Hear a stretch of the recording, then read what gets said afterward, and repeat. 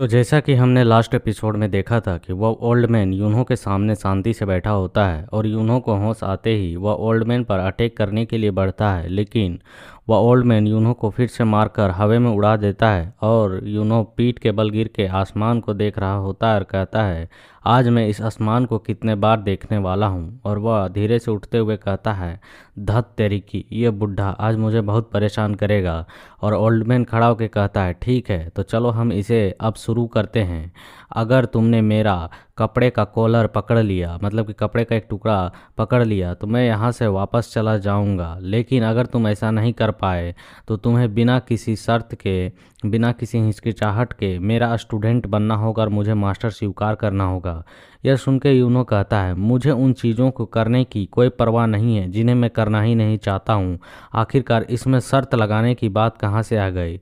और हम देखते हैं वह ओल्ड मैन अपने कपड़े के एक छोटे से टुकड़े को पकड़कर उसकी ओर दिखाते हुए कहता है, क्या तुम इसे अब नहीं पकड़ सकती हो? क्या तुम इसके काबिल नहीं हो कि मेरे एक छोटे से कपड़े के टुकड़े को भी छू सको? यह सुनकर यूनो के हट होता है और वह गुस्से में कहता है, तुम टीचर के बच्चे बड़ा मास्टर बनने वाले हो। और हम देखते हैं यूनो बहुत ही तेजी से गुस्से में आगे की ओर बढ़ने लगता है, कहता है, मैं योकाई दुनिया का एक किंग हूँ और तुम उसे इस तरीके से चुनौती दे रहे हो। और यूनो को देखकर वह ओल्ड मैन भी हैरान होता है और हम देखते हैं यूनो बहुत तेजी से ओल्ड मैन को पकड़ने के लिए जाता है, लेकिन ओल्ड मैन जंप लगाकर बच जाता है। और हम देखते हैं यूनो के हाथ के जो प्रेशर होती है एयर का, जिसकी वजह से एक बाउंडर बन जाता है। और वह देखकर ओल्ड मैन हैरान होते हुए कहता है, यह काफ़ी फास्ट है और आश्चर्य की बात है कि इसके हाथ के अटैक से एक बाउंडर क्रिएट हो रहा है जो कि एक अनुभवी व्यक्ति के हाथों से होता है। ओल्ड मैन एक चट्टान पर आकर खड़ा होता है। यूनो कहता है कि यह बुढ़ा आदमी बिल्कुल खरगोश की तरह है। जंप लगाकर यूनो अटैक करते हुए कहता है,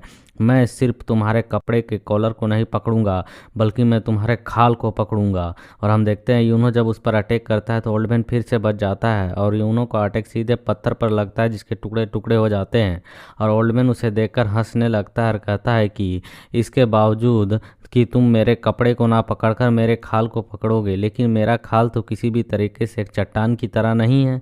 उसका मजाक उड़ा रहा होता है। यह सुनकर यूनो को और गुस्सा लगता है और वह उस पत्तल को ही उठाकर उस ओल्ड मैन की ओर फेंकते हुए कहता है, मैं इस बार मिस नहीं होऊंगा। लेकिन हम देखते हैं ओल्ड मैन उसके पत्थर के अटैक से भी बच जाता है साइड होके। बट दूसरी ओर से तुरंत ही यूनो उस ओल्ड मैन को पकड़ने के लिए आता है। यह देखकर ओल्ड मैन खुश होता है, कहता है, वाह क्या आदमी है, इसके पास थोड़ा सा दिमाग तो है। और हम देखते हैं वह फिर भी उसके अटैक से डच करते हुए बहुत ही तेजी के साथ एक राउंड शेप में बच जाता है। यूनो तुरंत ही अपने अटैक का डायरेक्शन बदल लेता है और तेजी के साथ दूसरी ओर से ओल्ड मैन को छूने के लिए जाता है। हम देखते हैं वह ओल्ड मैन उसके इतने रफ्तार को देखकर हैरान होता है और हम देखते हैं यूनो का सीधे पाम अटैक उस ओल्ड मैन के छाती पर जाकर लगता है, जिसकी वजह से ओल्ड मैन को थोड़ा दर्द होता है। यूनो मुस्कुराते हुए कहता है कि और भाग लो तेज, मेरी तेजी के सामने तुम कुछ नहीं हो। और हम देखते हैं ओल्ड मैन उस अटैक को बर्दाश्त करता है और फिर हंसने लगता है, हा हा हा हा हा, यह काफ़ी इंटरेस्टिंग था लेकिन यह मेरे लिए उतना नहीं है। और हमसे यह सुनकर यूनो हैरान हो जाता है कि इसे कुछ हुआ क्यों नहीं। और ओल्ड मैन अपने एक फटके के साथ यूनो को दूसरी ओर फेंक देता है और हम देखते हैं यूनो को जो चोट लगी होती है और वह ओ करके गिर रहा होता है और अपने मन में कहता है, आखिरकार यह बूढ़ा आदमी इंसान है या नहीं है। और हमें शाम का सीन दिखाया जाता है जहां यूनो के घर में बात कर रहे होते उसके फादर। तो आप यह कह रहे हैं कि आप पहले यह जांचना चाहते थे कि यूनो का मार्शल आर्ट किस क्षमता पर है, मतलब कि वह किस लेवल का मार्शल आर्ट सीख सकता है। क्या होगा अगर यूनो के पास कोई गड़बड़ हुई, उसके पास कोई मार्शल आर्ट की कला ना हुई तो? यह सुनकर ओल्ड मैन कहता है कि तुम्हें इसे चिंता करने की आवश्यकता नहीं है। अगर मैं नहीं गया होता और मेरे जगह कोई और होता तो वह उसका कचुम्बर बना देता। और वह ओल्ड मैन कहता है, वह अभी भी अनाड़ी है बट वह काफ़ी कठोर है और सख्त और मजबूत है। आपका बेटा एक मार्शल आर्ट वॉरियर के रूप में ही पैदा हुआ है, उसके पास एक मार्शल आर्टिस्ट का स्वभाव ऑटोमेटिक मौजूद है। ओल्ड मैन कहता है, यहाँ तक कि मेरा जो छोटा भाई है जिसके बारे में कहा जाता है कि वह स्वभाव में से ही एक मार्शल आर्टिस्ट का था, लेकिन उसके सामने यूनो कई गुना अधिक है। यह सुनकर उसके फादर हैरान होते रहे, कहते हैं, अगर यह बात आप अपने छोटे भाई के बारे में कर रहे हैं तो वह नामगोंग फैमिली का पूर्वज, मुखिया और मुरीम गठबंधन का लीडर है। और उसका डार्क कलर का फेस दिखाया जाता है पर क्लियरली नहीं। और वे बताते हैं कि उन्हें गर्व से अपना 24 मार्शल आर्टिस्ट टॉप लोगों के बीच में शामिल है उनका नाम, जो कि मुरीम वर्ल्ड में सबसे पावरफुल माने जाते हैं। और वे ताकतवर राजा नामगोन जिन हैं, जो कि इस ओल्ड मैन का छोटा भाई है। और यूनो के फादर कहते हैं, तो क्या आपको यकीन है कि हमारा यूनो वास्तव में उसी तरह से है? ओल्ड मैन कहता है, क्या तुम्हें किसी भी तरीके से ऐसा एहसास होता है कि मैं तुमसे झूठ कहूँगा? यह सुनकर उसके फादर कहते हैं, नहीं, ऐसी बात ही नहीं है।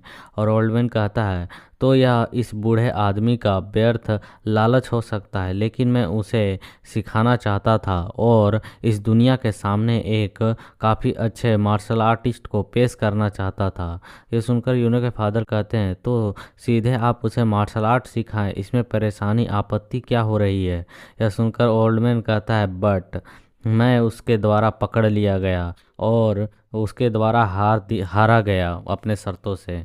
और हम फिर इधर यूनो को देखते हैं, जो कि अपने कमरे में शांति से बैठा होता है और वह कुछ चीज़ों को सोच रहा होता है। और हम देखते हैं इसका मुंह सूजा होता है।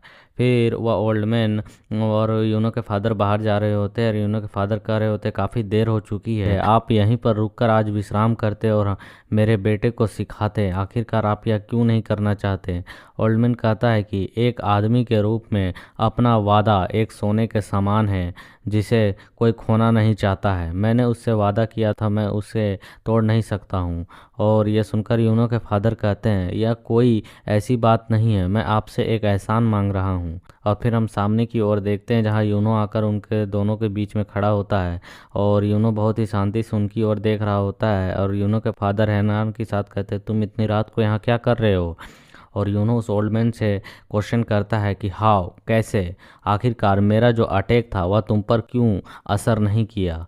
और मुझे बताओ, तुम इसे कैसे सीख रहे हो? क्या तुम मुझे इसे सिखाओगे? और यह सुनकर और यह कहने के बाद यूनो अपने घुटने के बल उसके सामने बैठ जाता है और उसे मास्टर कहता है। और हम देखते हैं उस ओल्ड मैन बिल्कुल शांति से उसकी ओर देखता है और यूनो और उसके बीच में थोड़ी सी शांति का माहौल होता है। और ओल्ड मैन कहता है कि this is I don't like it मुझे ये पसंद नहीं है। और यह सुनकर यूनो बहुत ही अजीब तरीके से शक्ल बनाता है। और फिर यूनो को कुछ बातें याद आती हैं कि जहाँ पर कोई कह रहा था, क्या आप श्रीमान के बारे में बता सकते हैं जो नामगोन चेंगू है? आखिरकार वह कैसा व्यक्ति है? और यूनो उस गार्ड से इस बारे में पूछ रहा होता है और वह गार्ड बताता है कि वह एक महान मार्शल आर्टिस्ट माना जाता है। उसके पास किसी भी अन्य की तुलना में ज़्यादा व्यापक ज्ञान है। हालांकि वह अन्य उत्कृष्ट मार्शल आर्टिस्टों की तुलना में खड़ा नहीं हो सकता, क्योंकि वह नामगोंग फैमिली छोड़ चुका है और घूमने का आनंद लेता है। और लेकिन फिर भी वह काफ़ी पावरफुल मार्शल आर्टिस्ट के रूप में फेमस है। वह उसकी दक्षता काफ़ी अधिक है, क्योंकि उसने अपने मार्शल आर्टिस्ट को अपने छोटे भाई को भी सिखाया है और उससे भी कुछ चीज़ों को सीखा है। और फिर यूनो कहता है, वैसे भी मैं देखता हूँ तो वह एक ऐसा व्यक्ति है जो कि एक अच्छा टीचर हो सकता है। और उसके बाद यह सुनकर वह गार्ड कहता है, हाँ निसंदेह वह एक सम्मान की बात होगी कि आप उनके स्टूडेंट बनेंगे। और यूनो कहता है, सम्मान? यह मैं ही था जिसने मेरा शिष्टाचार खो दिया और अपने गर्व के चक्कर में उससे शिक्षा न लेने की बात की। यह उस बूढ़े व्यक्ति के लिए सम्मान की बात होगी अगर मैं उसका स्टूडेंट बनता हूँ तो। फिर हमें अगले दिन का सीन दिखाया जाता है, जहाँ ओल्ड मैन खड़ा होता है। उन्होंने अपने मन में कह रहा होता है, एक ऐसा महान व्यक्ति जो इस बूढ़े को प्रणाम करने जा रहा है, मतलब कि मास्टर स्वीकार करने जा रहा है। और यूनो अजीब तरीके से उसे देख रहा होता है, कहता है, अगर यह खबर योकाई वर्ल्ड में पहुंच गई तो वहाँ के योकाई हंस हंस कर मर जाएंगे। और यूनो फिर सांस छोड़ते हुए कहता है, लेकिन अभी मेरे लिए यह सोचने की स्थिति बिल्कुल भी नहीं है। और यूनो उसके सामने झुकते हुए कहता है कि मास्टर। और यूनो अपने मन में कहता है, मैं बस वर्तमान में अधिक से अधिक स्ट्रोंग बनना चाहता हूँ। और इसी सीन के साथ यहाँ पर हमारा ये चैप्टर कंप्लीट होता है। तो हमारे इस चैप्टर की शुरुआत 2 सालों के बाद से की जाती है, जहाँ पर एक बर्फीले इलाके को हम देखते हैं, जहाँ के पेड़ों में पूरी तरह से बर्फ़ जमी होती है, टहनियों में भी। और उन टहनियों से वे बर्फ़ गिरते हैं और हम देखते हैं कि 2 तलवारें आपस में टकरा रही होती है, जो कि यूनो और उसके मास्टर की होती है। मास्टर अपनी पूरी ताकत के साथ यूनो के अटैक को रोकने की कोशिश कर रहा होता है और यूनो पूरी ताकत से उसकी ओर अपने स्वॉर्ड का अटैक कर रहा होता है और हम देखते हुए दोनों लड़ते हुए इसी तरह से नीचे की ओर आते हैं और अपने अपने हाथों में किवाई एनर्जी को इकट्ठा करने लगते हैं और दोनों ही एक दूसरे के साथ अपनी छाती पर पाम अटैक्स को करते हैं जो कि उस किवाई एनर्जी की होती है, जिसकी वजह से वहाँ पे एक फोर्स फील्ड बनता है और वे दोनों थोड़े से पीछे घस के चले जाते हैं। ओल्ड मैन की हड्डियां कांप जाती हैं और यूनहो हाँप रहा होता है। यूनहो से वह ओल्ड मैन कहता है कि तुम पागल पंक, क्या तुम अपने मास्टर को मारना चाहते हो? इससे ज़्यादा एनर्जी मैंने यूज करने से मना किया था ना। यूनहो अजीब सा शक्ल बनाकर कहता है, तुम ही वह थे जो मेरे साथ प्रैक्टिस करना चाहते थे, तो अब इस रास्ते में तुम्हें पछतावा क्यों हो रहा है? ओल्ड मैन कहता है कि तुम्हारी जो किवाई शील्ड है वह एक डीमन की तरह है, देखो मेरे हाथों को, तुम पर अटैक करने से यह कैसे सूज गई हैं। और यूनो ओल्ड मैन बैठ जाते एक जगह पर और ओल्ड मैन कहता है, अब मैं तुमसे नहीं लड़ सकता हूँ यूनो, ऐसा इसलिए क्योंकि तुम बूढ़े हो चुके हो मास्टर। ओल्ड मैन कहता है कि तुम बात करने के लिए उसी घटिया तरीके का इस्तेमाल करते हो, क्या तुम इसमें सुधार नहीं ला सकते हो? यूनो ओल्ड मैन, तो तुम्हें इसे देने का इरादा तो नहीं है? यूनो माफ़ करना, क्या तुम देना चाहते हो? और वह एक चीज़ को कैच करता है। ओल्ड मैन कहता है, मेरे पास जो कुछ भी है तुम इसे ले लो, यह एक तरह से मेरी संपत्ति है। यूनो उस कपड़े को हटाकर देखता है तो उसके अंदर एक स्वॉर्ड होती है, काफ़ी कमाल की। ओल्ड मैन, अजीब बात यह है, तुमने अपने मालिक से मिलने से पहले अपने मेरे पैरों पर हमेशा टकराया करती थी। वह तलवार की बात कर रहा है। यूनो, आखिरकार यह तलवार तुम्हारे पैरों से टकराया करती थी, तो मैं इसको क्या करूं? अगर मैं इसे तुम्हें रिटर्न कर दूं तो क्या तुम इसे रखोगे? ओल्ड मैन कहता है, नहीं, मैं अब इसे फेंक दूंगा अगर तुम इसे इस्तेमाल नहीं करते हो तो। यूनो उस तलवार को उस मयान से निकालता है, आसमान की ओर देखता है और उस तलवार को हिलाने लगता है। तभी उसे कुछ अजीब महसूस होता है कि यह तलवार काफ़ी अच्छी है और उसी तलवार के साथ वह अपने स्वॉर्ड प्रैक्टिस को करने लगता है, अपने स्किल्स को, अपने आर्ट्स को एक बार इस्तेमाल करके देखता है तो उसे महसूस होता है कि यह तलवार काफ़ी अच्छी है, जिसकी वजह से वह अपनी इंटेंट को, मतलब कि काफ़ी अच्छे तरीके से टेक्निक का इस्तेमाल कर पा रहा है। ओल्ड मैन उसकी ओर हैरानी से देख रहा होता है और वह अपने मन में कहता है कि जब वह अपने पीक पर पहुंच जाएगा तो वह तलवार के भीतर में मौजूद केंद्रित की वाई एनर्जी को अपने हाथों से पकड़ पाएगा और उसे अच्छे तरीके से निकाल पाएगा। यूनो उस तलवार को चला रहा होता है और कहता है, यह तलवार की ताकत है। ओल्ड मैन कहता है कि मेरे बाल सफ़ेद हो गए इस तलवार की ताकत को हासिल करने में, एक तरह से इसे स्वॉर्ड इंटेंट कह सकते हैं, लेकिन उसके लिए तलवार थामे हुए केवल 2 साल हुए हैं। यह कोई बच्चा नहीं, एक मॉन्स्टर है जो कि इतने कम समय में इतना कुछ सीख चुका है। और यूनो अपने तलवार के साथ वहाँ पे बड़े चट्टान को 2 हिस्सों में काट देता है बहुत ही स्मूथ तरीके से। और यूनो कहता है, यह काफ़ी अच्छी तलवार है, मुझे पसंद आई। ओल्ड मैन कहता है, तुम्हें तो पसंद आनी ही थी। और वह बैठे बैठे कहता है कि मुझे पता है कि तुम कितने स्ट्रांग हो चुके हो। यूनो कहता है, क्या आई एम? मैं कहाँ स्ट्रांग हूँ? ओल्ड मैन कहता है, तुम अपने चरम पर पहुंच चुके हो अपने तलवारबाजी के टेक्निक्स में। तुमने नामगोम फैमिली के, मतलब कि इसके फैमिली के कबीले के सबसे स्ट्रॉन्ग टेक्निक जो कि बाउंडलेस स्काई स्वॉर्ड टेक्निक है, तुम उसे भी हासिल कर चुके हैं। इसके अलावा मुझे नहीं लगता है कि तुम्हें और किसी तरह की चीज़ों को सीखने की आवश्यकता है। तुम अभी इतने स्ट्रांग हो चुके हो कि तुम अपने से बड़े लोगों को भी बहुत ही आसानी से टक्कर दे सकते हो और उन्हें हरा सकते हो। यूनो कहता, ऐसा ही तो है। ओल्ड मैन लकड़ी आग में डालते हुए कहता है कि तुम अब बहुत खुश नहीं लग रहे हो। क्या वास्तव में तुम्हारे लिए इतना कुछ काफ़ी नहीं है? क्या तुम इससे और भी चीज़ों को सीखना चाहते हो? अगर मैं सच कहूँ तो तुम्हारे जैसा टैलेंटेड बंदा कई वर्षों में भी देखने को नहीं मिलता है। मैं इस तरह से तुम्हें स्ट्रॉन्ग बनाना तो चाहता हूँ, लेकिन मैं और तुम्हें सिखा नहीं सकता हूँ। यूनो कहता है, मैं अब किसी भी टेक्निक पर सीमित नहीं रहना चाहता हूँ मास्टर। तुम इसका मतलब कहना क्या चाहते हो कि तुम इस टेक्निक तक सीमित नहीं रहना चाहते हो?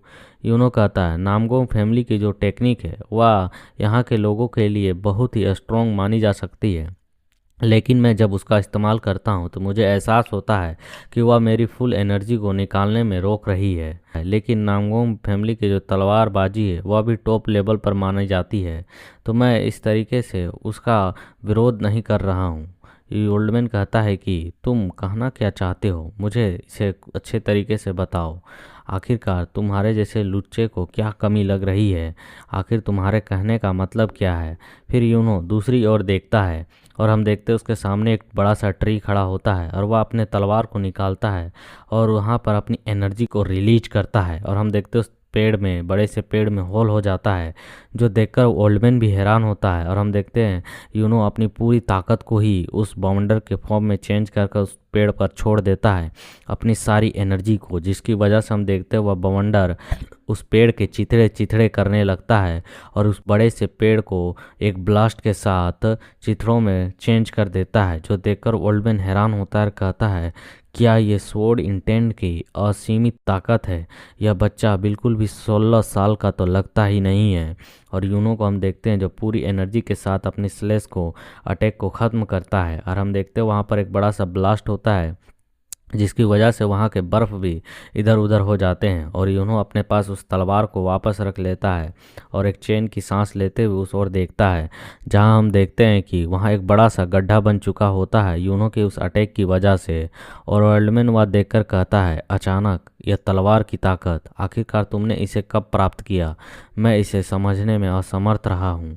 यूनो कहता है उस ओर देखते हुए, यह काफ़ी दिलचस्प नहीं लगता है तुम्हें? ओल्डमैन अपने मन में कहता है, यह वॉइड और मार्शल आर्ट की ताकत सचमुच में बहुत ही कमाल की है।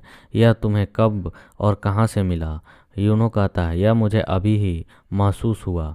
ओल्डमैन कहता है, ठीक है, मुझे पता है कि तुम मुझसे आगे निकल जाओगे और तुम निकल भी चुके हो। मुझे इसके बारे में मालूम रहना चाहिए था। यूनो कहता है, अब ठीक है कि आप जानते हैं कि मैं कितना स्ट्रांग हूँ। ओल्डमैन कहता है, तुम कमीने पंख। और फिर वह कहता है उससे, अगर यह सिर्फ शुरुआत है तो मैं इसका मतलब है कि मैं तुम्हें और भी कई चीज़ों पर गाइडेंस कर सकता हूँ। आखिरकार इस दुनिया में कई ऐसी चीज़ें हैं जिसे तुमने देखा नहीं होगा और मैं पूरी दुनिया में घूमता रहता हूँ, ट्रैवल करता रहता हूँ, इसलिए मैं तुम्हें इस चीज़ में थोड़ी सी गाइडेंस दूंगा, तुम्हारी मदद करूँगा इस देश से बाहर के मार्शल आर्ट्स को सीखने में। यूनो उसकी ओर शांति से देखता है और फिर उस ओल्ड मैन से कहता है कि अब तुम्हारे पास सिखाने को कुछ नहीं बचा है, इसलिए तुम गाइडेंस करना चाहते हो। आखिरकार बूढ़े, मुझे लगता है कि तुम्हारे पास कुछ भी बचा नहीं है मेरी मदद करने को। बुढ़ा कहता है कि मैं तुम्हें मार डालूंगा। और हम देखते हुए दोनों किसी और जा रहे होते हैं और ओल्ड मैन कहता है, मास्टर धर्मा ने मार्शल आर्ट का आविष्कार किया था और वे अपने समय में काफ़ी स्ट्रॉन्ग माने जाते थे। और मास्टर जंग सेम्बो और उनकी प्रारंभिक हेवनली डीमन की जो टेक्निक थी वह काफ़ी अच्छी और मार्शल आर्ट को सिद्ध करने वाली टेक्निक थी। यह सुनकर यूनो मुस्कुराते हुए कहता है, क्या मास्टर धर्मा, वह मूर्ख बेवकूफ़ भिक्षुक भिखारी जो मुझसे लड़ने आया था? सचमुच में यह कनेक्शन समय में एक दूसरे से जोड़ रहा है। और फिर यूनो हैरानी के साथ कहता है, अच्छा, और दूसरा वो हरामी जाम जारी था, वो जो मुझसे आया था पंगा लेने के लिए उस भिक्षुक के साथ और मुझे इन और यांग के बारे में समझा रहा था। और फिर यूनो को अचानक कुछ फ्लैशबैक याद आता है और वह अपनी उस बिछड़ी हुई प्रेमिका को याद करता है कुछ पलों के लिए और वह उदास होते हुए कहता है, मैं इसे भूल गया हूँ, वह सिर्फ एक बच्चा था।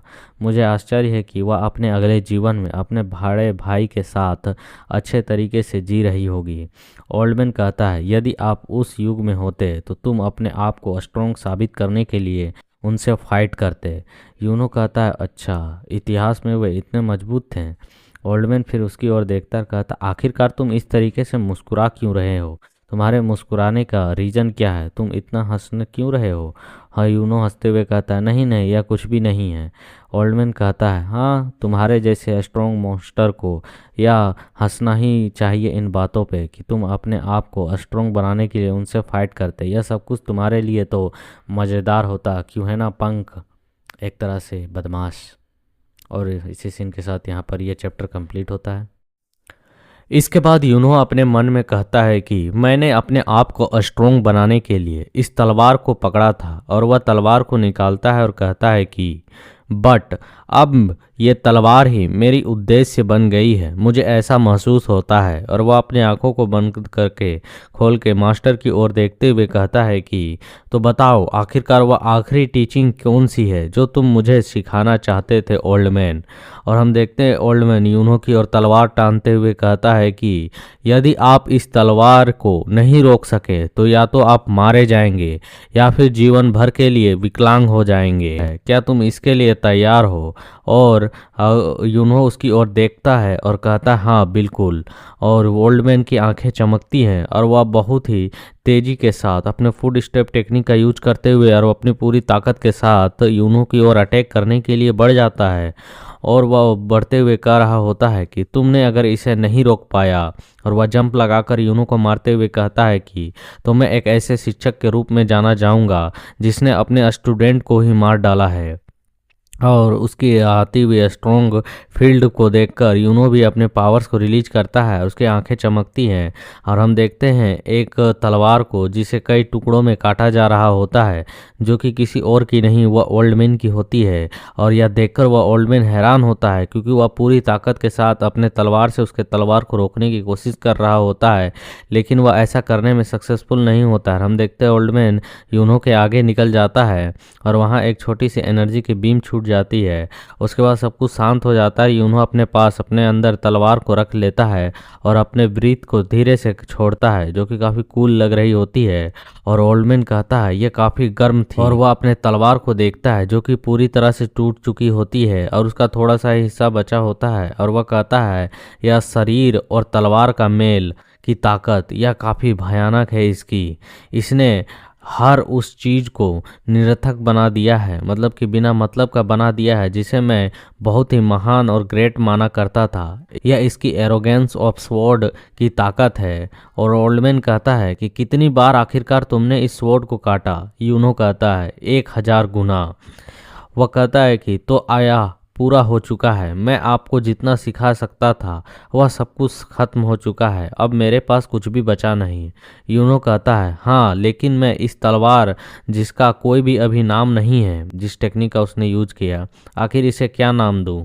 यह सुनकर ओल्ड मैन कहता है हालांकि यह जमीन पर मौजूद है, लेकिन तलवार के भीतर जो उसकी एटीट्यूड, उसकी एरोगेंस जो मौजूद है वह हेवन को भी डरा देने वाली है। वह इस तरीके के रिवर्स ऑफ हेवन स्वॉर्ड की ताकत है जो कि हेवन को भी शटर कर सकती है, उसे भी डरा सकती है। हेवन सेटरिंग यह सबसे अच्छा नाम होगा इस स्वॉर्ड का।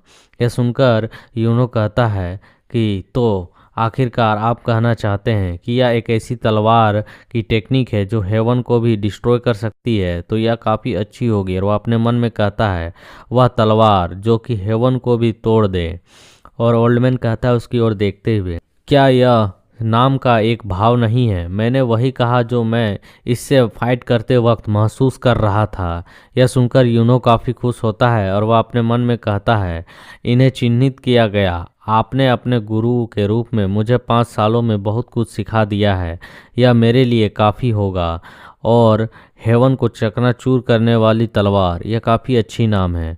ओल्ड मैन कहता है यू मैड पंक।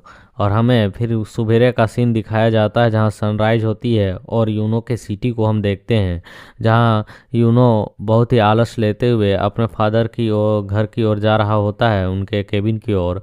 और वहाँ उसके पिताजी कहते हैं तो यूनो तुम आ गए, क्या तुम देर रात तक सोए हुए थे? यूनो अपने माथे को खुजलाते हुए कहता हाँ, मैं देर रात तक अपने टीचर के द्वारा कही गई बातों पर मंथन कर रहा था, उन पर विचार कर रहा था। यूनो के फादर कहते हैं फिर मुझे यह तो जानकर काफ़ी खुशी हुई, लेकिन अब तुम्हें स्कूल जाना होगा सोमी को लाने के लिए। यह सुनकर यूनो कहता है माफ़ करें, क्या जो मिस्टर जंग हैं वह नहीं जा रहे हैं? वह गार्ड। यूनो के फादर कहते हैं जो गार्ड जंग है उनकी माता का तबीयत काफ़ी ज़्यादा ख़राब है, तो उन्होंने अपनी जगह तुम्हें जाने को कहा है। यह सुनकर यूनो कहता है, माफ़ करें, लेकिन आप वहाँ पर कुछ नौकरों के साथ मार्शल आर्टिस्ट को भेज सकते हैं। मैं अपने खाना खाने के बाद प्रैक्टिस में जाना चाहता हूँ। यूनो के फादर कहते हैं कि तुम्हें थोड़ी सी मास्टर जंग की बातों को मानना चाहिए। आप स्वतंत्र व्यक्ति के रूप में हैं, लेकिन तुम्हें नहीं लगता है कि जब तुम्हारे पिताजी कुछ कहें तो तुम्हें मानना चाहिए? यह सुनकर यूनो अजीब सा मुंह बनाते कहता है, अच्छा ठीक है। और फिर हम देखते हैं यूनो किसी और जाते हुए कहता है कि रियली में मुझ पर प्रशिक्षण का, ट्रेनिंग का जुनून सवार हो गया है, इसलिए मैंने सोमी को बहुत मुश्किल से ही देख पाया हूँ। उसे तो देखा भी नहीं है कई समय से। और वह अजीब शक्ल बनाता है, फिर अचानक कुछ सोचते हुए कहता है, वेट, आखिरकार मैं अपने पिताजी का आदेश का पालन क्यों कर रहा हूँ? क्या मैं यहाँ पर सोमी का परवाह कर रहा हूँ, या फिर मैं रियल यूनो की तरह बनता जा रहा हूँ? उसकी भावनाएं मुझ पर हावी हो रही हैं। और फिर वह अजीब तरीके से गुस्से में चलते हुए कहता है, नहीं, मैं रियल यूनो हूँ, नाइन टेल डीमन फॉक्स। और फिर हमें सोमी के स्कूल का सीन दिखाया जाता है, जहाँ पर एक बोर्ड लगा होता है और यूनो उसी के बगल में वहीं पर खड़ा होता है और किसी और देखते हुए कहता है कि यह एक ऐसी एकेडमी है जिसमें अमीर फैमिली के बच्चे पढ़ने आते हैं, लेकिन वे उससे ज़्यादा तो दिखावा करते हैं। अब इसी घोड़े गाड़ी को देख लो, इसकी आखिरकार क्या ही ज़रूरत थी? और उस घोड़े गाड़ी की ओर देखते हुए कहता है कि क्या सोमी भी इसी गाड़ी में आती होगी? यह सचमुच में काफ़ी शर्मिंदा करने वाली बात है। फिर हम देखते हैं उस घोड़े का जो नौकर होता है वह एक और देखता है और यूनो को देखकर कहता है कि ओए, आखिरकार तू इस ओर क्यों देख रहा है? और हम देखते हैं यह देखकर यूनो उससे स्माइल कर देता है और यह देखकर उस गार्ड को पसंद नहीं आता और वह गुस्से में कहता है कि क्या तुम हंस रहे हो? और वह आगे की ओर बढ़ते हुए कहता है, क्या तुम मुसीबत पाना चाहते हो? क्या तुम्हें लगता है कि यह गाड़ी किसकी है? तुम इस ओर क्यों देख रहे हो? और यूनो को हम देखते हैं जिसे देखकर लग रहा था वह स्वॉर्ड निकालने वाला है। यह देखकर वह सर्वेंट कहता है, ओह गुंडे हो तुम, तो आओ मुझसे लड़कर दिखाओ। तभी यूनो स्वॉर्ड ना निकालकर अपने फैमिली का जो पेंडेंट होता है उसे निकालकर दिखाता है, जिसे देखकर वह सर्वेंट बहुत ही घबरा जाता है, हड़बड़ा जाता है और कहता है कि इस पर जो बादल्स बने हुए हैं, बादल्स के जो पैटर्न बने हुए हैं, या तो जंग फैमिली की, जो जंग सिटी है उनके जिन यू फैमिली की है। आखिरकार ये पैटर्न क्या यह गोल्डन प्लेट के साथ पर है? तो आखिरकार यह व्यक्ति है कौन जो राजधानी में रहने वाले प्रतिष्ठित फैमिली है? और यूनो कहता है कि हाँ। और हम तभी देखते हैं किसी को जो कि भागकर आ रहा होता है और हम देखते हैं यह सोमी होती है और कहती है कि ब्रदर, आखिरकार आप आ गए। और वह कस से जंप लगाकर यूनो को गले लगा लेती है और कहती है, क्या आप मुझे लेने आए थे? अब मुझे विश्वास नहीं हो रहा है। और हम देखते हैं यूनो कहता है कि तुम भी अब 16 साल की हो चुकी हो, तो मुझे इस तरीके से दौड़कर गले लगाना कब बंद करोगी? यह सुनकर सोमी कहती है कि आखिरकार आपसे इन चीज़ों को कहने के लिए किसने कहा? भाई, क्या आपको ये पसंद नहीं है?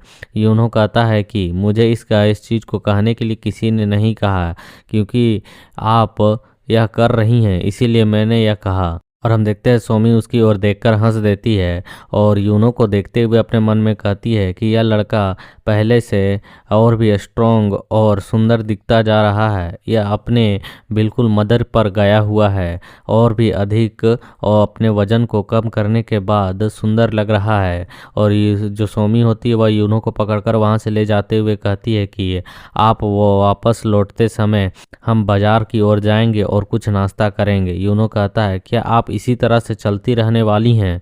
और हम देखते हैं उन दोनों को जाते हुए वह गार्ड देख रहा होता है और वह गार्ड अपने दूसरे जूनियर सर्वेंट से पूछता है, ओए गुक यू जू, आखिरकार वह आदमी कौन है? यह देखकर वह सर्वेंट कहता हूँ, क्या आप उसे नहीं पहचान सकते हैं? वह हमारे यंग मास्टर हैं। क्या आप यह देखकर भी नहीं बता सकते हैं? यह सुनकर उस बंदे की चीख निकल जाती है। और इसी सीन के साथ यहाँ पर यह चैप्टर कंप्लीट होता है। इसके बाद हम शाम का सीन देखते हैं, जहां यूनो के फादर अपने टेबल पर बैठे हुए होते हैं और वे किसी चिट्ठी को पढ़ रहे होते हैं जो कि नामगोम फैमिली से आई हुई होती है। और वे इस चिट्ठी को पढ़कर वे काफ़ी उदास होते हैं। तभी उन तक बाहर से आवाज़ आती है कि क्या आप इतना खाने के बावजूद भी भूखे हैं? मेरी आपकी जैसी भूख तो बिल्कुल भी नहीं है ब्रदर।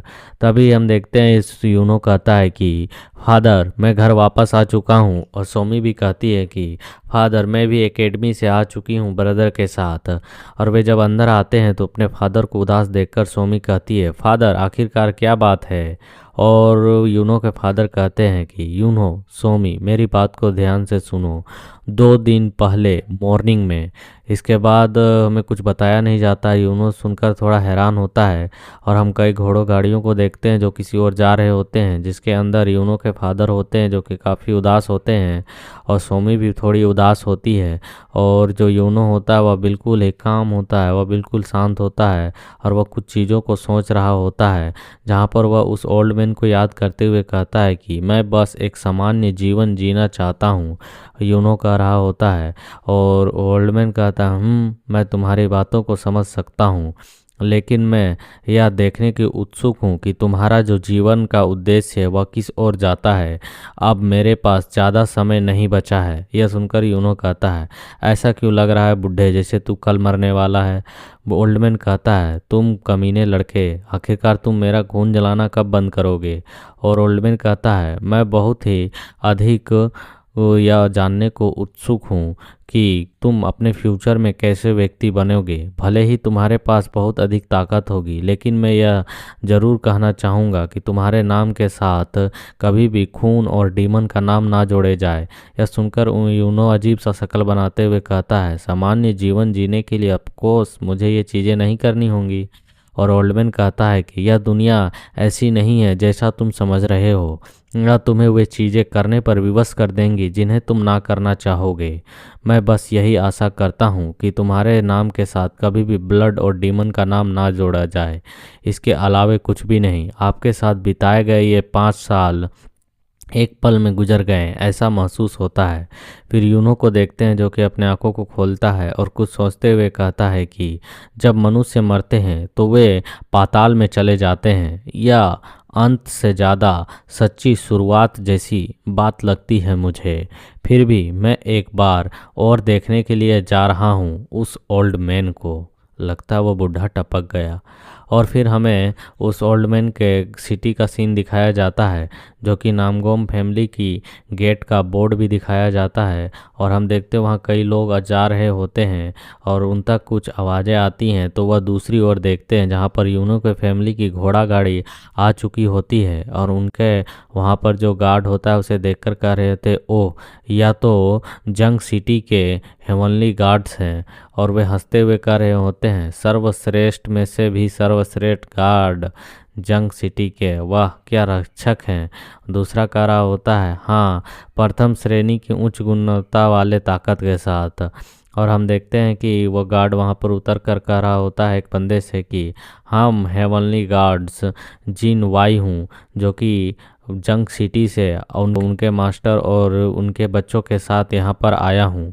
तभी हम देखते हैं कि वहाँ पर कोई बंदा आ जाता है, कहता है आपने मेरे इस क्षेत्र में आकर मेरी तो इज्जत बढ़ा दी। सचमुच में आपके जैसा आदमी इतनी दूर चलकर आया। हम देखते हुए आते हुए कह रहा होता है इसलिए मैं जिनयू का सम्मान करने के लिए स्वयं आया हूँ। और हम देखते हुए अभी यूनो के फादर कहते हैं हाँ नामकुम कबीले के लीडर कैसे हैं आप?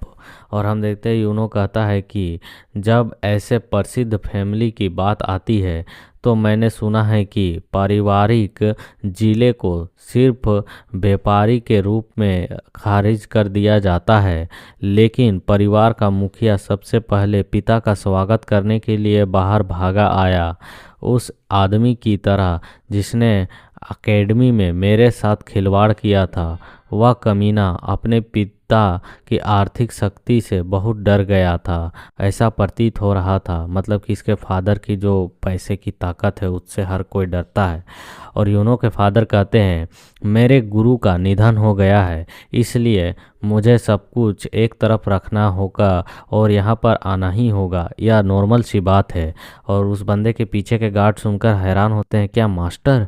और फिर वह व्यक्ति कहता है कि भले ही किसी और को पता ना हो, लेकिन मेरे चाचा अवश्य ही आपके आगमन की आशा कर रहे होंगे।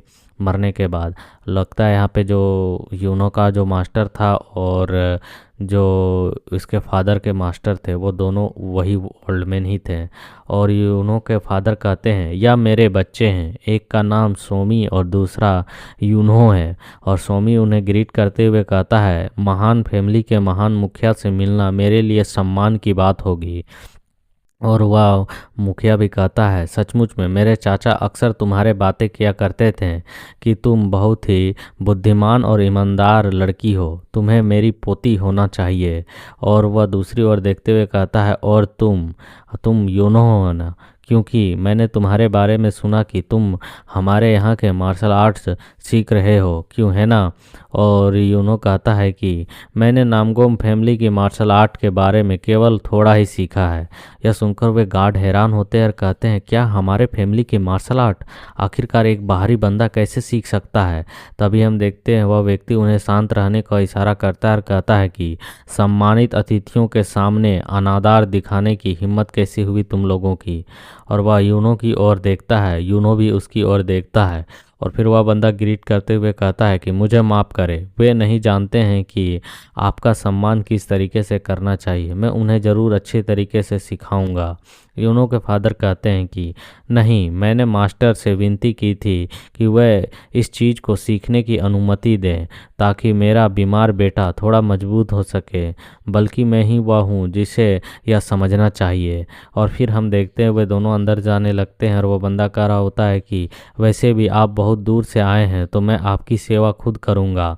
और वे सभी अंदर चले जाते हैं। हम आसमान को देखते हैं। फिर हमें एक बंदे को दिखाया जाता है जो बहुत ही अजीब तरीके से इधर उधर कुछ चीज़ों को सूंघ रहा होता है, लेफ्ट राइट। और वह फील करके कहता है यहाँ पर एक योकाई की गंध आ रही है। और वह सामने की ओर नामगोम फैमिली का सीन देखता है और हमें उस ओल्ड मैन का फ़ोटो दिखाया जाता है जो कि टपक चुका है और उसके यहाँ पर अगरबत्ती लग चुकी है और उसी के फ्यूनरल पर सभी लोग आए हुए हैं। और फिर हम देखते ही उन्होंने उसे बहुत ध्यान से देख रहा होता है और कुछ अजीब सा रिएक्शन देता है, शांत होता है। और वह कहता है कि मैंने सोचा था यह जगह शांत होगी लेकिन यहाँ काफ़ी भीड़ भाड़ है। सोमी कहती है कि ना केवल 9 गुटों और 5 महान कुलों के लोग यहाँ पर आए हैं बल्कि यहाँ तक कि बाहरी ताकत वाले संप्रदाय के लोग भी यहाँ पर आए हुए हैं, यानी सेक्ट के लोग। यूनो कहता है आप इतना कैसे जानती हैं। सोमी कहती है मैंने उन सभी को कई बार पिताजी के साथ बातचीत करते हुए देखा है और उनकी जानकारियों को पढ़ा है। यूनो कहता है इम्प्रेसिव, इस लड़की को काफ़ी जानकारी है। और यूनो के फादर कहते हैं मुझे उन लोगों से बात करने के लिए आगे जाना होगा, इसलिए तुम सभी तब तक खाना खाओ और मेरे बारे में चिंता मत करो, ठीक है, और तुम सभी घूमो। सोमी कहती है ठीक है पिताजी। और यूनो दूसरी ओर जाते हुए कहता है मेरा सर दर्द दे रहा है इसलिए मैं इसे हल्का करने के लिए थोड़ा बाहर जा रहा हूँ, मेरे लिए कुछ मांस के टुकड़े लगा कर रख देना। ठीक। और यूनो की सिस्टर कहती है ठीक है ब्रदर। उसके बाद हम एक बंदे को देखते हैं जो शराब पीकर टेबल पर रखता है और वह गुस्से में कह रहा होता है मैं इस जगह पर रह रह कर पागल होता जा रहा हूँ, सचमुच में यह जगह मुझे गुस्सा दिला रही है, मैं यहाँ पर ऊब चुका हूँ इस तरीके के चीज़ों को अटेंड करके। और दूसरा बंदा कहता है अगर हम खाली सीट पर, यहाँ पर जो हमारे यहाँ एक खाली सीट है वहाँ पर एक महिला बैठा दें तो वह काफ़ी इंटरेस्टिंग होता। दूसरा कहता है लेकिन वह एक सुंदर महिला होनी चाहिए तभी हमारा मन बहलेगा। तभी वह बंदा जो सांड की तरह होता है वह दूसरी ओर देखता है और उसकी नज़र सोमी पर जाती है जो कि टेबल साफ कर रही होती है अपने और अपने ब्रदर के बैठने के लिए। तभी वह दूसरा सांड हंसते हुए कहता है कि मैं वह सीट भर दूंगा एक अच्छी महिला से। तभी वहाँ चिल्लाने की आवाज़ आती है और हम देखते हैं वह सोमी के हाथ को पकड़ लेता है। सोमी कहती है मुझे जाने दो, मेरे हाथ को छोड़ दो, आखिरकार तुम्हारे साथ गलत क्या है, क्या तुम पागल हो, ऐसा क्यों कर रहे हो। और हम देखते हैं वह मोटा सांड कह रहा होता है तुम इतने कटीले दिख रही हो, मुझे अच्छा लगेगा अगर तुम मेरे साथ बैठकर कुछ अच्छी बातें करो। जहाँ तक बात रही आपकी मना करने की तो मैं उतना भी बुरा आदमी नहीं हूँ। और यह कहकर वह सोमी के हाथ को दबाने लगता है। तभी हम देखते हैं उसे पीछे से आवाज़ आती है कि तुम सुअर के टट्टी, आखिरकार तू ऐसी बेशर्मी हरकत इस फ्यूनरल पर सुनकर कैसे कर सकता है। और हम देखते हैं सुनकर वह बंदा पीछे की ओर मुड़कर देखता है और यूं सोमी कहती है ब्रदर, और वह कहता है कि अच्छा तो तुम इसके भाई हो। और वह कहता है कि आखिरकार तुम क्या हेवनली तलवार के मालिक हो जो तुम मुझसे इस तरीके से बात कर रहे हो। यूनो यह सुनकर उसकी ओर देखता है और कहता है ठीक है, अगर मैं कहूँ हूँ तो तुम क्या कर लोगे? क्या तुम इस क्वेश्चन को पूछकर अपने लिए परेशानी खड़ा नहीं कर रहे हो? यह सुनकर वह बंदा दूसरी ओर देखते हुए कहता है तुम्हारी हिम्मत कैसे हुई मुझे परेशानी खड़ा करने वाले व्यक्ति कहने का, मतलब कि मेरी एक तरह से अपमान करने का। तुम ऐसा कह रहे हो जो कि पेंग नॉर्थन पेंग फैमिली का यंग मास्टर है, उनका बिग सन है, उससे तुम इस तरीके से रूडली तरीके से बात कर रहे हो। और हम देखते हैं सोमी बहुत ही घबराई होती है और उस तक आवाज़ आती है मैं बस उससे एक पल के लिए बात करना चाहता हूँ, इसलिए सोमी तुम थोड़ी सी दूर हो जाओ। और हम देखते हैं सुनकर वह सांड गुस्सा होते हुए कहता है भले ही तुम यूनो हो और तुम जंग सिटी से बिलोंग करते हो और तुम जिन यू के बेटे हो, लेकिन तुम अपने बहन के व्यवहार को देखकर यहाँ कुछ गलत समझ रहे हो। मैं विश्वास के साथ कह सकता हूँ कि तुम मुझे जिस तरीके से जंगली कहा है तुम इसके लिए पछताओगे। मैं तो बस उस प्यारी सी लड़की से थोड़ी सी बातें करना चाहता था। और यह कहकर वो अपने सर को यूनो के सामने ला देता है और कहता है मुझे लगता है कि यूनो को मेरा अपमान करने के लिए मुझसे माफ़ी मांगनी चाहिए जो तुमने शब्द मेरे लिए यूज किए हैं। और हम देखते हैं उसके पीछे बैठे दो साथी कह रहे थे हाँ यह तो बहुत ही फनी है, वह मुसीबत में है। और तभी हम देखते हैं यूनो यह सुनकर मुस्कुराता है और उससे कहता है कि तुम जंगली सुअर अपने आप को और अपमानित होते हुए नहीं देखना चाहते हो तो चुपचाप सोमी के सामने झुको और माफ़ी मांगो। यह सुनकर उस बंदे का पारा हाई हो जाता है और वह और भी गुस्से में कहता है कि यह देखो यह एकमात्र व्यापारी है जिसके पास थोड़ा सा पैसा है और यह खुद को इमोर्टल समझ रहा है। उसकी ओर देखकर यूनो कहता है तो इससे क्या फ़र्क पड़ता है, आखिर तुम्हारे जैसा एक गुस्सैल जानवर मेरा क्या ही कर लेगा। यह सुनकर वह और भी गुस्सा हो जाता है और अपने हाथ को ऊपर की ओर करते हुए कहता है इस कमीने को लगता है कि सिर्फ यह अपने मुंह से जीत सकता है। और वह अटैक को देखकर ये सोमी घबरा जाती है और कहती है ब्रदर। और हम देखते हैं कि वह जब अटैक करता है तो यूनो पीछे की ओर झुककर उसके अटैक को डॉच कर लेता है। यह देखकर वह कहता है कि ओहो तो तुम्हारे पास कुछ तो स्किल है। और हम देखते हैं यूनो तभी उसके पैर को अपने पैर से मारकर जमीन पर गिरा देता है धड़ाम से और उसके पैर को पकड़कर दूसरी ओर मोड़कर तोड़ देता है, जिसकी वजह से उस बंदे को काफ़ी दर्द में चिल्लाने लगता है और वह कहने लगता है मेरा पैर टूट गया, मेरा पैर टूट गया, इस काबा पागल कमीने ने मेरा पैर तोड़ दिया। और यह देखकर सोमी हैरान होती है और कहती है बिग ब्रदर। और हम तभी देखते हैं दो बंदे जो होते हैं वे यूनो की ओर अटैक करने के लिए बढ़ते हैं और कहते हैं तुम्हारी हिम्मत कैसे हुई। तभी हम देखते हैं यूनो ऊपर की ओर जंप लगा देता है और उनके अटैक को डॉच करता है और एक के थोबड़े पर मारता है, दूसरे के सामने की ओर फेस पे। और हम देखते हैं एक बंदा टेबल पर एक बंदे के खाने पर जाकर गिरता है तो दूसरा जमीन पर उसके बगल में। और वह सांड उठते हुए कह रहा होता है जो कि पेंग फैमिली का है, जिसका नाम जेके है। और वह गुस्से में कहता है आज मैं तुम्हें मार डालूंगा कुत्ते के बच्चे, आखिर तुम्हारी हिम्मत कैसी हुई मुझे मारने की। और हम तभी देखते हैं यूनो आता है और उसके सिर के ऊपर अपने पैर को रखकर उसे ज़मीन पर टिका देता है और वह कहता है कि आखिरकार तुम कुत्ते का बच्चा किसे कह रहे हो? क्या तुम्हारे कहने का मतलब है कि तुम मेरे पिता को दुनिया के सामने जो कि एक महान योद्धा माने जाते हैं उसे तुम कुत्ता कह रहे हो? आखिरकार तुम्हारी ऐसे कहने की हिम्मत कैसे हुई? और यूनो मुस्कुराते हुए कहता है मुझे अपने मास्टर से कुछ ऐसी सलाहें मिली हैं जिसकी वजह से तुम्हें मैं जीवित रख रहा हूँ, नहीं तो मैंने तुम्हें कब का मार दिया होता। और हम देखते हैं वह बंदा गुस्से में चिल्ला रहा होता है। तभी वहाँ पर कोई आता है कहता है आप आखिरकार ये क्या कर रहे हैं? और ये नामगोम फैमिली का गार्ड होता है जो यह देखकर हैरान होता है और वह कहता है एक और बंदे की ओर देखकर मो यूंग सू यह घायल है दूसरे की ओर देखता है और कहता है शेख होरियो यह परिवार का मुखिया था अपने, और यह भी घायल है, आखिर इसके साथ हुआ क्या। और वह उस बंदे को देखता है और कहता है जेके, जो कि पेंग फैमिली से है, इसे इसने अपने पैरों के नीचे रखा है। और वह दूसरी ओर देखता है जहाँ सोमी घबराई हुई होती है और वह रो रही होती है। उसे देखकर वह कहता है कि इन बेवकूफ़ों ने यहाँ की गंभीरता को काफ़ी गड़बड़ा दिया है, आखिर इन लोगों ने क्या किया। और तभी यूनो उसकी ओर देखता है और कहता है ऐसा लगता है जैसे आपकी नज़र में सारी बातें क्लियर हैं, मुझे समझाने की ज़रूरत नहीं है। और वह गार्ड कहता है मास्टर यूनो, मैं इस बात को समझता हूँ, मैं नामगोंग फैमिली का गार्ड हूँ जो कि यहाँ के नियमों के जिम्मेदार है। मैं यह कार्यभार खुद संभाल लूँगा कि यह इन नियमों को तोड़ा है तो इनसे इसी तरीके से निपटा जाए। और हम देखते हैं सुनकर यूनो कहता है कि मैं विश्वास नहीं कर सकता हूँ कि इन कमीनों ने ऐसे फ्यूनरल में, ऐसे शोक सभा में इस तरह की हरकत करने की हिम्मत की है। लगता है तुम्हारे फैमिली के जो रूल्स है वह काफ़ी ढीले हैं। अगर तुमने इन चीज़ों पर ठीक से काम नहीं किया तो इन नियमों को मैं भी तोड़ सकता हूँ।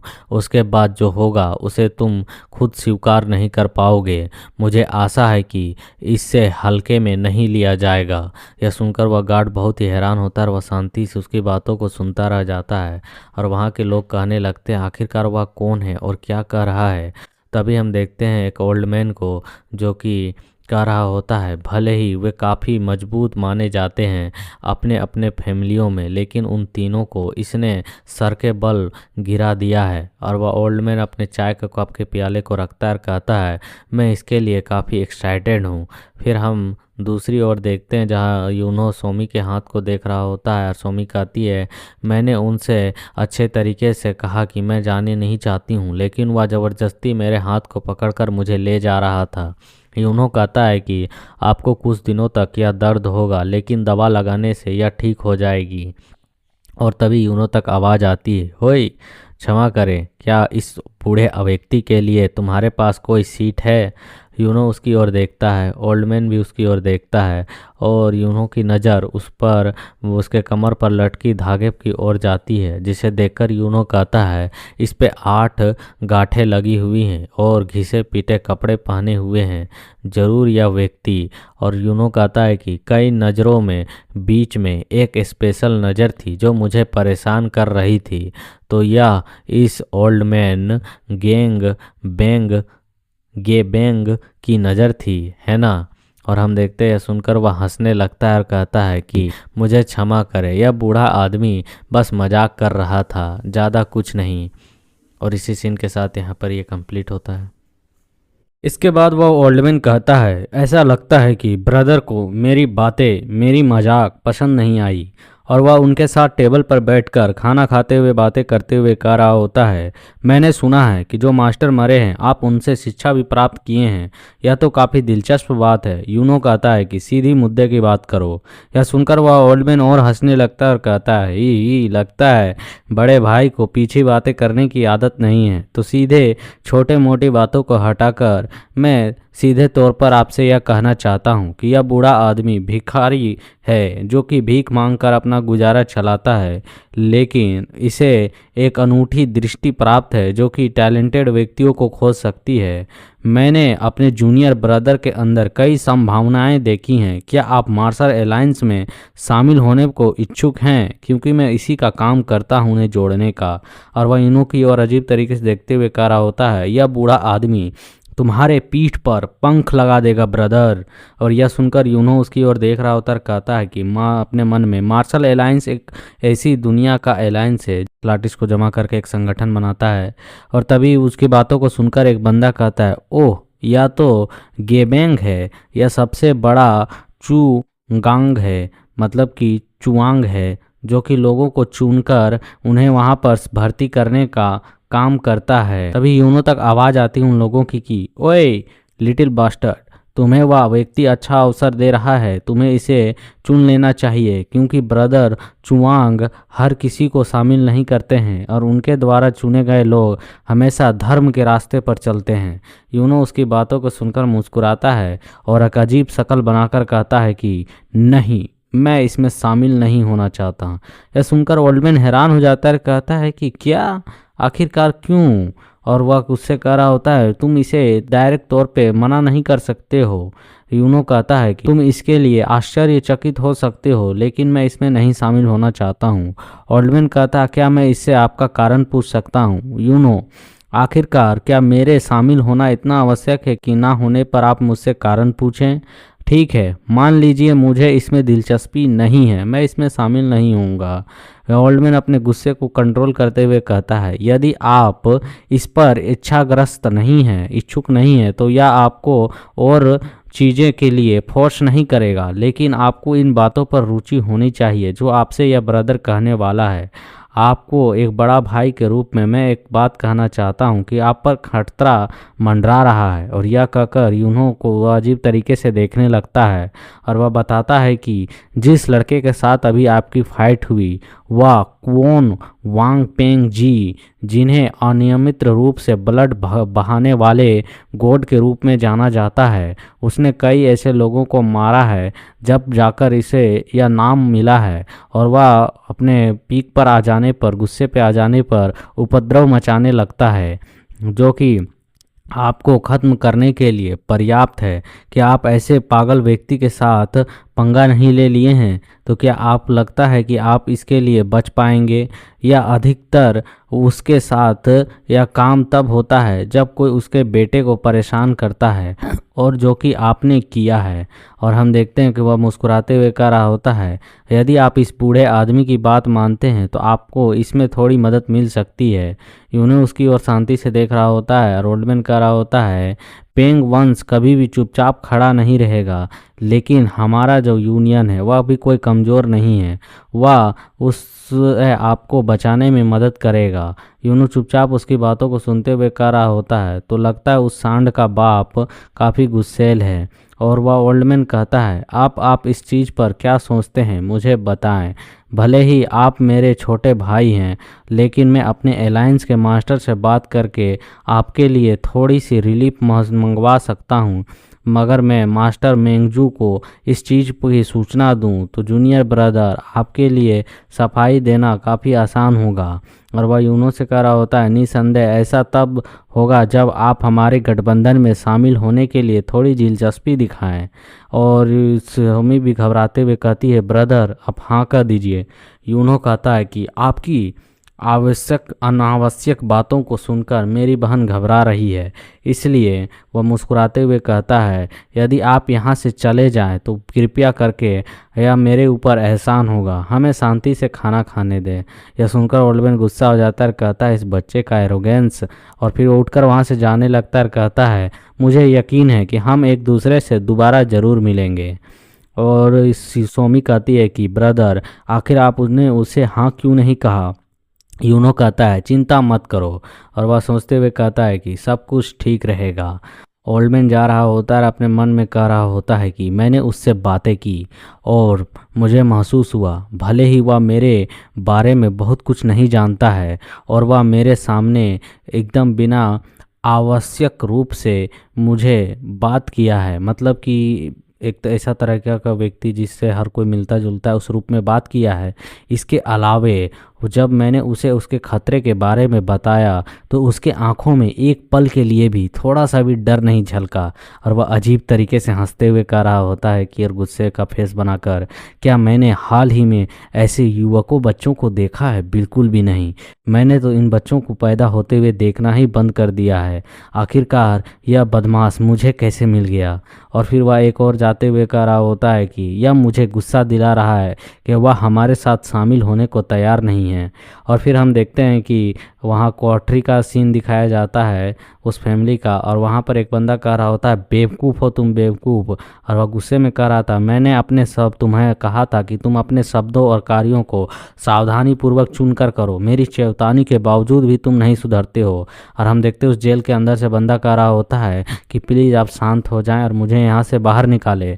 और हम देखते हैं वह बंदा वहाँ के गार्ड से बात कर रहा होता है कि ऐसा लगता है कि मामला काफ़ी गर्मा गर्म हो चुकी है, क्या आप इसके लिए इन्हें अंदर ही बंद रखेंगे, क्या आप इसे बाहर नहीं आने दे सकते हैं। वह गार्ड कहता है कि मैं यहाँ पर नियमों के अनुसार ही इन सज़ाओं को सुना रहा हूँ, इसलिए इसमें मैं कुछ नहीं कर सकता हूँ। वह गुस्से में कहता है कि यदि आपको पेंगनान के लोड को यह बात पता चली तो क्या आप तब भी इसी तरीके से करेंगे। और वह गार्ड कह रहा होता है कि निसंदेह हमारी नामकोम फैमिली के कबीले के कुछ नियम हैं, वह किसी से नहीं डरती है। अगर आपको इससे कोई तकलीफ़ है तो आप हमारे हेड से बात कर सकते हैं। और फिर हम देखते हैं वह बंदा कुछ भी नहीं बोलता है, कहता है ओ डियर तुम अपने काम के लिए पछताओगे। और हम तभी देखते हैं कि वहाँ तक पेंग फैमिली तक यह खबर पहुँच चुकी होती, जहाँ कोई चिल्लाकर कहता है क्या क्या कहा तुमने, उन कमीनों ने मेरे बेटे को पकड़कर काल कोठरी में बंद कर दी है, उनकी हिम्मत कैसे हुई ये करने की। और वह सर्वेंट डरते हुए कह रहा होता है मैंने उन्हें छुड़ाने की कोशिश की, लेकिन वहाँ के एल्डर जिद पर अड़े हुए हैं कि उसने नियमों को तोड़ा है। यह सुनकर वह गुस्से में गिलास को चपटते हुए कहता है कि उन एरोगेंट बास्टर्स की इतनी हिम्मत कि वे मेरे बेटे के साथ ऐसी हरकतें करें। और वह एक बंदे को बुलाता कहता है कि होप योंग डेजू यहाँ आओ। और हम देखते हैं वहाँ एक बंदा आते हुए कहता है कि जी महाराज। और वह कहता है कि जाओ और उस व्यापारी के बेटे के दोनों टांगे तोड़ कर ले आओ। और हम देखते हुए सुनकर हैरान होते हैं। और वह बंदा कहता है आप जो लॉर्ड जिन्यू हैं, जो कि जंग सिटी के लॉर्ड के बेटे हैं, उसके बारे में बात कर रहे हैं। और वह सर्वेंट समझाते हुए कहता है कि लॉर्ड आप ऐसा नहीं कर सकते हैं, कई पीढ़ियों से जंग सिटी से हमारा व्यापार काफ़ी अच्छी तरीके से चलते आ रहा है, यदि आप ऐसा करते हैं तो इन फ्यूचर हमारी व्यापारिक शक्ति बहुत ही ख़त्म हो जाएगी। और वह बंदा गिलास को पटकते हुए कहता है गुस्से में तो क्या क्या तुम्हारा सुझाव ये है कि मैं चुपचाप अपने बेटे को अपमानित होते हुए खड़े होकर देखूं और कुछ ना करूं। यह सुनकर वह कहता है मेरा मतलब यह नहीं था महाराज। और हम देखते वह गुस्से में कहता है अच्छा तो मैं उसे व्यक्तिगत रूप से नहीं लड़ सकता, तो मैं उसे किसी और के भिजवा कर उसका गर्दन काट कर लाने के लिए तो कह सकता हूँ। और हम देखते हैं कि वहाँ उसके आगे सामने सर्वेंट आ जाता है, कहता है कृपया रुके लॉर्ड, यह काम मुझे सौंप दे, मैं जाऊँगा। और हम देखते हैं वह गुस्से में उसकी ओर देखता है, कहता है ठीक है इसे ख़त्म करो। और हमें कहीं और का आवाज़ सुनाया जाता है जहाँ कह रहा होता है कृपया समझें आपको इन कामों को किस प्रकार से करना है। और हम देखते हैं वही जो सर्वेंट होता है वह दूसरे के बंदे को समझा रहा होता है जो कि मारने के लिए जाने वाला है, और कहता है हालांकि इन चीज़ों को करना मुझे पसंद नहीं है, लेकिन मैं आपको इन बातों के बारे में ध्यान रखने के लिए कह रहा हूँ कि आपको इस तरीके से उसे मारना है और स्थिति को बहुत ही संभाल कर पूरा करना है, इसीलिए सतर्क रहें। यह सुनकर वह दूसरा जो बंदा होता है वह कहता है क्या चुपचाप बिना किसी को पता चले उस बंदे को मारना है, दिन दहाड़े नहीं। और फिर हमें मून नाइट का सीन दिखाया जाता है जहां आधी रात हो चुकी होती है और उस सिटी का सीन देखते हैं और वहाँ कई लोग खाना कभी भी खा रहे होते हैं और कह रहा होता है कोई कि लॉर्ड आपके बारे में यहाँ पर मुझे न्यूज़ भी मिली है बताने को, और जो महामहिम हैं जो इसके फादर हैं उन्होंने कहा है कि वे काफ़ी देर तक आज यहाँ पर बातें करने वाले हैं, तो आपको अपने साथ अपनी सिस्टर को लेकर हमारे यहाँ पर जो आराम करने वाले रूम हैं जो कि गेस्ट के लिए बने हुए आप वहाँ रह सकते हैं। और सोमी कहती है कि यहाँ पर सभी लोग मज़े करने के लिए नहीं, लंबे समय के बाद मिलकर बातचीत करने के लिए आए हैं ऐसा लग रहा है। और हम देखते हैं यूनो कहता है हाँ तुम ठीक कर रही हो, मुझे कुछ और खाना चाहिए और उसके बाद आराम करने चले जाना चाहिए। और हम देखते हुए दोनों आगे की ओर जा रहे होते हैं। सर्वेंट कर रहा होता है मैं आपको अतिथि कोर्टयार्ड की ओर ले चलता हूँ, कृपया मेरे तरफ आएँ। और हम देखते हैं तभी एक बंदे के पैर को जो कि छत पर खड़ा होता है और वह यूनो को जाते हुए देखकर कह रहा होता है मुझे इस अब कमीने मच्छर को मारने के लिए सतर्क रहना होगा, आखिरकार मैं इसका ज़िंदगी ऐसा कर दूंगा जो जीने के लायक बिल्कुल भी नहीं बच पाएगा। और इसी सीन के साथ यहाँ पर ये चैप्टर कंप्लीट होता है।